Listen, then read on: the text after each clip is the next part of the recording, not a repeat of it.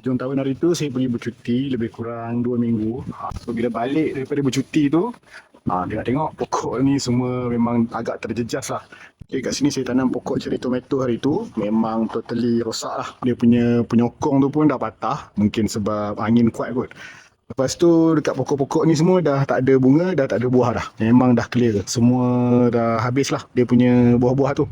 So lepas ni saya akan cabut semua pokok-pokok cili tomato ni. Lepas tu guna semula lah dia punya kokopit tu untuk tanam pokok yang lain pula.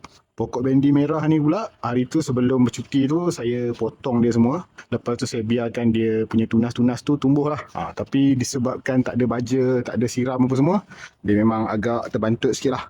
So saya ingat lepas ni saya nak cabut juga semua ni. Lepas tu kita tanam pokok bendi yang baru.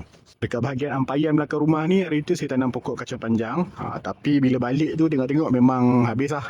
Pokok pun dah mati, pasu semua pun dah terbalik semua. So yang ni pun sama juga. Nanti saya akan clearkan pasu-pasu ni, kita bersihkan kawasan belakang ni. Lepas tu nak tanam pokok timun Jepun kot dekat belakang ni.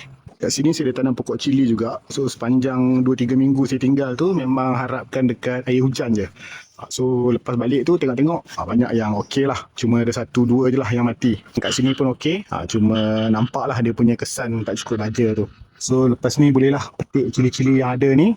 Lepas tu kita bagi baja balik dekat pokok ni. Hopefully dia tumbuh dengan lebih subur lah. So tu je lah yang saya nak update pasal pokok-pokok yang saya tanam keliling rumah ni.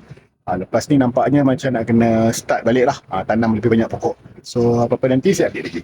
Okay.